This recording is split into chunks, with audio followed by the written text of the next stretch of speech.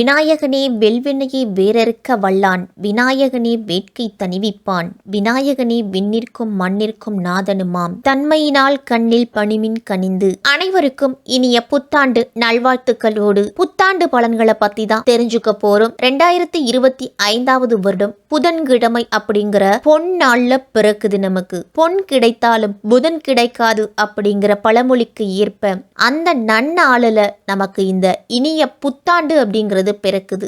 2024ஆம் வருடத்துல அனைத்து ராசிக்காரர்களுக்கும் பல்வேறு விதமான பிரச்சனைகள், பல்வேறு விதமான கஷ்டங்கள் அப்படிங்கிறத நம்ம அனுபவிச்சிருப்போம்.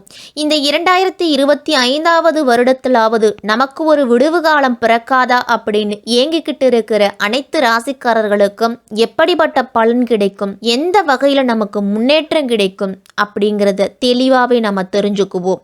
இந்த 2025வது வருடத்தில் முக்கியமான 3 கிரகங்களோட பெயர்ச்சி அப்படிங்கிறது இருக்கு.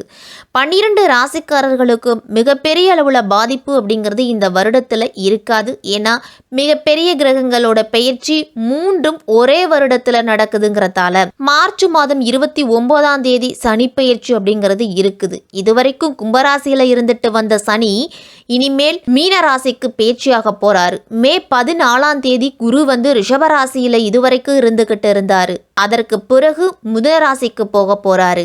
மே 18ஆம் தேதி ராகு மீனத்துல இருந்தாரு, கேது கன்னியில இருந்தாரு. மே 18ஆம் தேதிக்கு பிறகு ராகு கும்பத்துக்கும் கேது சிம்மத்துக்கும் போக போறாங்க. இப்படிப்பட்ட கிரகங்களோட அமைப்புல தான் இந்த 2025ஆம் ஆண்டு தொடங்குது.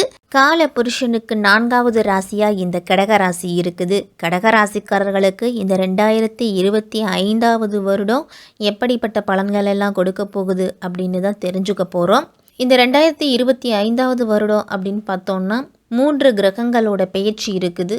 சனி பெயர்ச்சி, குரு பெயர்ச்சி, ராகு கேது பேச்சு இருக்குது. கடகராசிக்காரர்களுக்கு இதுவரைக்கும் ஏகப்பட்ட கஷ்டங்கள் அப்படிங்கிறத இந்த அஷ்டமத்து சனியில அனுபவிச்சுட்டு வந்திருப்பீங்க. நம்ம கஷ்டத்தை சொன்னா பல பேர் சந்தோஷப்படுவாங்க, அந்த அளவு நம்மளுடைய நிலைமை இருக்கும். ஆனா நம்ம அடுத்தவங்களுக்கு உதவி செய்வோம், ஆனா நம்ம உதவின்னு கேட்டா ஒருத்தர் கூட நமக்கு செய்ய மாட்டாங்க. அப்படி ஏற்பட்ட பலன் இந்த அஷ்டம சனியில கடகராசிக்காரர்களுக்கெல்லாம் கிடைச்சிருக்கும். வேலையில பிரச்சனை, கணவன் மனைவி பிரிவு, வேலை இழப்பு, பொருளாதார நெருக்கடி, இவை அனைத்துமே இந்த அஷ்டமசனி காலகட்டத்தில் கடகராசிக்காரர்களுக்கு கிடைச்சிருக்கும். இதுக்கு மேலே ஓரளவு முன்னேற்றம் அப்படிங்கிறது இருக்கும். குரு பகவான் உங்கள் ராசிக்கு லாபஸ்தானத்தில் இருக்கிறாரு, 11ஆம் இடத்துல இருக்கிறாரு. காசு பணம் இல்லாதவங்களுக்கு அதை பற்றின கவலை இருக்கும். காசு பணம் இருக்கிறவங்களுக்கு வேற ஏதாவது ஒரு வகையில் பிரச்சனை அப்படிங்கிறது இருக்கும். இந்த 2025 கடகராசிக்காரர்களுக்கெல்லாம் பட்ட கஷ்டத்துக்கெல்லாம் விடிவு காலம் பிறக்கக்கூடிய வருடமா இருக்க போகுது. இந்த வருடத்தின் தொடக்கத்துல குரு வக்ரத்துல இருக்கிறாரு. அதன் பிறகு வக்ர நிவர்த்தியாகி மே மாதம் 14ஆம் தேதி குரு பெயர்ச்சி நமக்கு நிகழுது. சனி பகவான் மார்ச் மாதம் 29ஆம் தேதி கும்பத்திலிருந்து மீனராசிக்கு பேச்சியாக போறாரு. மே 18ஆம் தேதி ராகு மீனத்துல இருந்தாரு, அதன் பிறகு கும்பராசிக்கு வரப்போறாரு.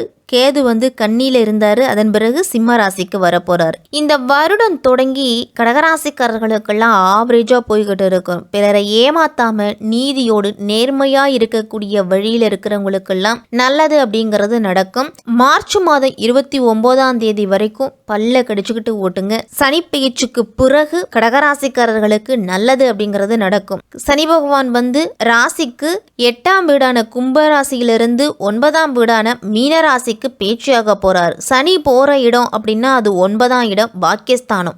பல வாய்ப்புகளை கடகராசிக்காரர்களுக்கெல்லாம் உருவாக்கி கொடுக்க போகுது. சொந்த வீடு கட்டக்கூடிய யோகம், தந்தையாரோட வழியில சொத்துக்கள் வரும். பூர்வீக பிரச்சனைகளுக்கெல்லாம் உங்களுக்கு முடிவு அப்படிங்கிறதே கிடைக்கும். பாக பிரிவினை இந்த நேரத்தில் செஞ்சுக்கிட்டீங்க அப்படின்னா சுமூகமாக நடக்கும். பிரிஞ்சிருந்த உறவினர்கள்லாம் ஒன்று சேருவீங்க. குல தெய்வத்துக்கு சொந்த பந்தங்களோட நேர்த்திக்கடன் இருந்துச்சு அப்படின்னா அதை செய்து முடிப்பீங்க.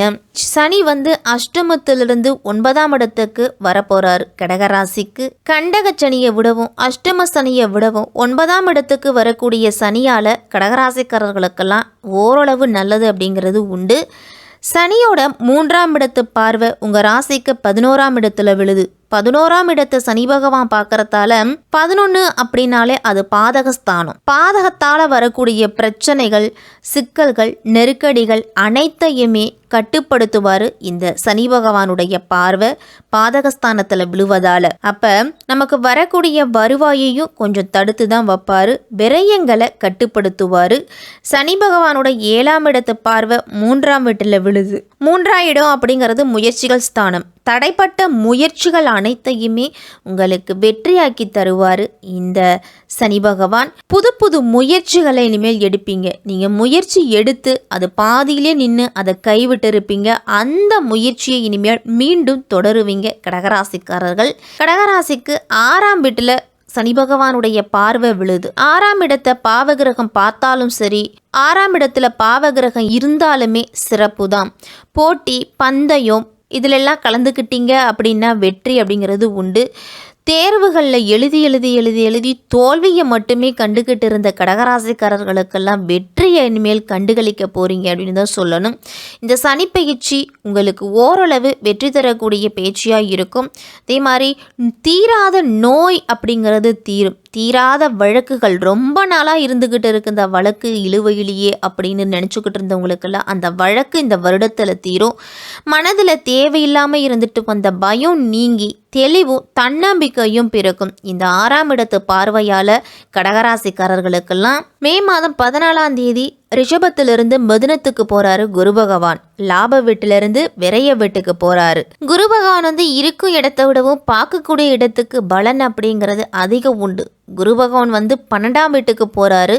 உங்களுக்கு சுப விரய செலவுகள் அப்படிங்கிறது அதிகரிக்கும். வீடு கட்டுவது, பிள்ளைகளுக்கு திருமணம் செய்கிறது, உயர்கல்விக்காக பிள்ளைங்களை வெளிநாட்டுக்கு படிப்புக்கு அனுப்புறது, ஆடம்பரமான பொருள்கள் வாங்குவது, இதெல்லாமே உங்களுக்கு குரு பேச்சுக்கு பிறகு நடக்கும். விரயஸ்தானத்தில் குரு பகவான் இருக்கிறதால உங்களுக்கு வரக்கூடிய விரயங்களை சுப விரயங்களாக மாற்றிக்குங்க. குரு பகவானோட பார்வை 4, 6, 8ஆம் இடத்துல பதியுது. 4ஆம் வீட்டை குரு பகவான் பார்க்கறதால சுகஸ்தானம் வலிமை அடையுது. அப்போ உடல் ஆரோக்கிய பிரச்சனை எல்லாமே உங்களுக்கு தீரப்போகுதுன்னு தான் அர்த்தம். தாயால் உங்களுக்கு நல்ல ஆதாயம் அப்படிங்கிறது உண்டு. தாயின் உடல்நிலை சரியில்லாமல் இருந்துச்சு அப்படின்னா அது இனிமேல் உங்களுக்கு சீராகும். தாயாரின் மூலம் சொத்துக்கள்லாம் கிடைக்கும். தாயாரின் மூலமோ அல்லது தாய்மாமன் மூலமோ உங்களுக்கு நல்லது நடக்கக்கூடிய காலகட்டம். 6ஆம் இடம்னு சொன்னோம் அப்படின்னா கடன், நோய், பகைன்னு சொல்லக்கூடிய ருணரோக சத்துருஸ்தானத்தை குரு பகவானுடைய பார்வை பார்க்குது. அப்போ கடன்கள் அப்படிங்கிறது அடையும், நோய் தீரும், எதிரிகள் இருக்க மாட்டாங்க. உங்களுக்கு வேலை செய்யக்கூடிய இடத்துல மேலதிகாரிகளை ஏற்பட்ட தொல்லைகள் எல்லாமே இனிமேல் இருக்காது. அவங்களுடைய ஆதரவு அப்படிங்கிறது உங்களுக்கு உண்டு. 8ஆம் இடத்துல குரு பகவானுடைய பார்வை இருக்கிறதால மனதை அலைப்பாய விடுவதை தவிர்த்துக்கணும். கடகராசிக்காரர்கள்லாம் எதையாவது மனதில் போட்டு யோசிச்சுக்கிட்டே இருப்பீங்க, அதை தவிர்த்துக்குங்க.